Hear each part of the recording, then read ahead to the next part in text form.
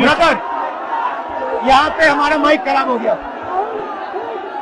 और public meeting करना मुश्किल है। जी बिल्कुल ठीक बात है। तो मैंने सोचा कि हम थोड़ा यूपी के बारे में बातचीत कर लें और आप अपना पर्सपेक्टिव हमें बताइए, हम आपको अपना पर्सपेक्टिव बताते हैं, थोड़ी डिस्कशन करते हैं। ठीक बात है, ठीक बात है। मैं समझता हूँ कि जब माइक खराब हो गया, हम दोनों बात करेंगे, वो रिकॉर्ड होकर के जाएगी तो लोग बेहतर और अच्छा समझेंगे और अच्छा रिजल्ट आएगा। और क्योंकि सोशल मीडिया से वेल कनेक्टेड है तो सब लोगों को जानकारी मिल जाएगी कि हम और आप क्या बोल रहे हैं। यूपी जो 80 सीटें ले रहा है, इसमें 79 सीटें समाजवादी पार्टी, कांग्रेस, इंडिया गठबंधन जीत रहा है। एक जो क्यूटो है उसमें हम और आप लड़ाई में हैं। और इस बार क्यूटो नाम कैसे, जापान वाला ही है ये क्यूटो, क्योंकि जो प्रधान सांसद हैं उन्हें सपना दिखाया था काशी के लोगों को कि दुनिया की सबसे बेहतर सिटी बनेगी क्यूटो। तो क्यूटो बनी नहीं बनी, काशी के लोग ये तय करेंगे और फिर वोट डालेंगे। तो इस बार मन मर्जी नहीं चलनी है, मन की बात नहीं चलेगी, हमारे आपकी बात और 140 करोड़ लोगों की बात और संविधान की बात होगी।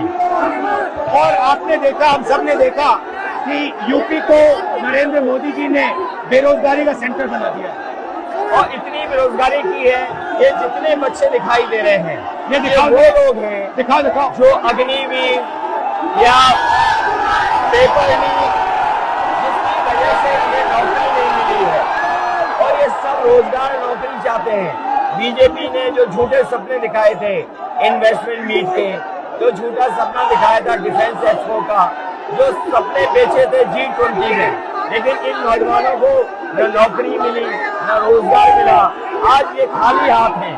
तो इसलिए हमें और आप मिल के, जो आपने कहा, जो इंडिया गठबंधन कह रहा है कि 30 लाख बच्चों को नौकरी दी जाएगी, उस दिशा में हम लोग काम करेंगे। और पहली नौकरी पक्की स्कीम, जिसके माध्यम से हर ग्रेजुएट को नौकरी का अधिकार, बेहतरीन ट्रेनिंग और बैंक अकाउंट में 1 लाख रुपए साल के। आपने नोट किया कि मोदी जी खटाखट बोलने शुरू कर दिए। ये आपके खटाखट के बाद वो रटारट खटाखट कर रहे हैं। अच्छा, आप एक बात बताइए, मुझे क्यूरियोसिटी है, थोड़ा आप अपने पापा के बारे में मुझे बताइए जी। मुलायम सिंह यादव जी के बारे में बताइए, आपने उनसे क्या सीखा? नेताजी और उनके साथ के लोग बिल्कुल जमीनी राजनीति करते रहे। हालांकि नेताजी कुश्ती, पहलवान और गाँव के थे। करते हो कुश्ती? नहीं, मैं कुश्ती नहीं कर पाया जीवन में, क्योंकि मैं मिलिट्री स्कूल में चला गया तो कुश्ती नहीं कर पाया। लेकिन नेताजी इसीलिए धरती पुत्र बोले गए कि वो जमीन की बात को समझते थे। धरती पर जो लोग हैं उनकी क्या भावना है, उसको लेकर के वो आगे बढ़ाना चाहते थे। और आपका इस क्षेत्र से और इस शहर से आज का लगाव नहीं है, न जाने कितने सालों पुराना लगाव है। जो इमोशनल कनेक्ट आपका इस शहर और शहर से है, वो शायद और किसी राजनीतिक परिवार का नहीं होगा।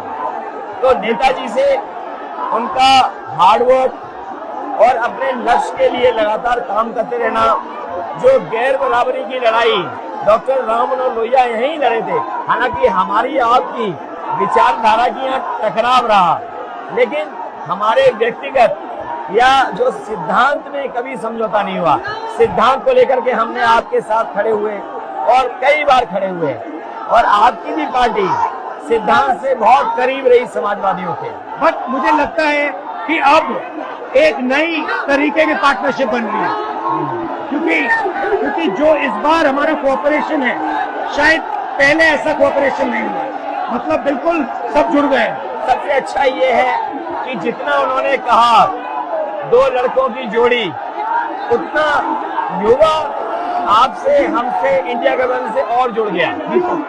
तो ये नेचुरल अलायंस है, और नेचुरल अलायंस इसलिए लोग महसूस कर रहे हैं कि वो चाहते हैं कि नौकरी और रोजगार मिले, नौकरी और रोजगार मिले। तो ये बड़ी भावना है कि हमसे आपसे ये यूथ कनेक्ट कर रहा है। सबसे बड़ी बात, महंगाई की चोट सबसे ज्यादा इन लड़कों को लगती है। हमारी थिंकिंग है और आपकी भी है कि ये जो 22-25 लोगों को नरेंद्र मोदी जी ने पूरा का पूरा धन पकड़ा है, उसको ठीक करने के लिए जो हमारे युवा हैं, माताएं बहनें हैं, उनको डायरेक्ट बैंक अकाउंट में पैसा देना। देखिए, ये जो लोगों के पास पैसा पहुंचने से जो अर्थव्यवस्था को लाभ मिलेगा, मैं समझता हूँ इनका भाग्य में बनेगा और देश की अर्थव्यवस्था ही बेहतर होगी।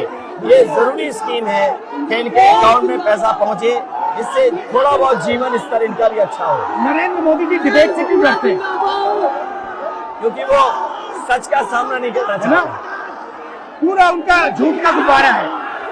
वो बीजेपी और बीजेपी के लोग मन मर्जी से चलते हैं, अपनी मर्जी से चलते हैं और उनको लगता है कि डिस्कशन की कोई जरूरत नहीं है क्योंकि वो सब कुछ जानते हैं। डेमोक्रेसी में जितना डिस्कशन होगा, जितने विचार एक दूसरे को हम सुनेंगे और एक दूसरे पे भरोसा करेंगे, उतना हमारा लोकतंत्र मजबूत होगा। ये बीजेपी के लोगों ने न केवल हमारी जान को खतरा पैदा किया है, बल्कि लोकतंत्र को भी और संविधान को भी खतरा पैदा कर रहे हैं।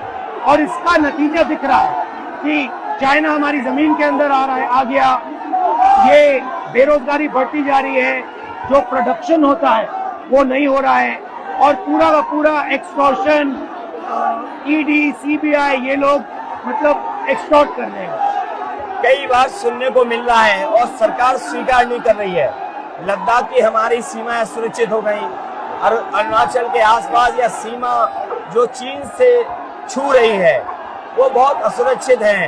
तो चीन से जहां हमारा सीमाओं का खतरा है, वहीं चीन से हमारे बाजार को भी खतरा है। तो कहीं न कहीं हम लोगों को अपनी मैन्युफैक्चरिंग इकोनॉमी और मैन्युफैक्चरिंग इकोनॉमी को बढ़ावा देना पड़ेगा।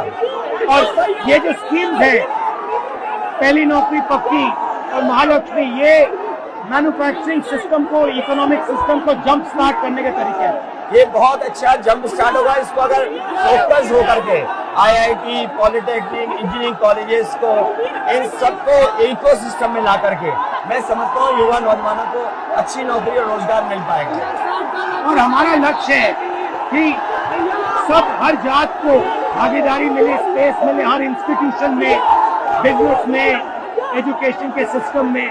तो वो हमारा, हम दोनों का लक्ष्य है। बिल्कुल। और क्योंकि जो बात सभी दल कहते थे, आज इंडिया गठबंधन कांग्रेस भी कह रही है कि सामाजिक न्याय जरूरी है, जाति गणना जरूरी है। देश के लिए ये बड़ी चीज है। जो दुनिया में अमेरिका है, यूरोप है, अपने उन लोगों के लिए जो पीछे छूट जाते हैं, उनके लिए कुछ काम करते हैं। तो हमारा जो देश जाति के आधार पर पिछड़ा है, तो इसको आगे बढ़ाने के लिए ये बड़ी भूमिका होगी इस बार। बहुत अच्छा लगा, अच्छी बहुत अच्छी मीटिंग है। मुझे लगता है कि ये यूनिक मीटिंग है क्या?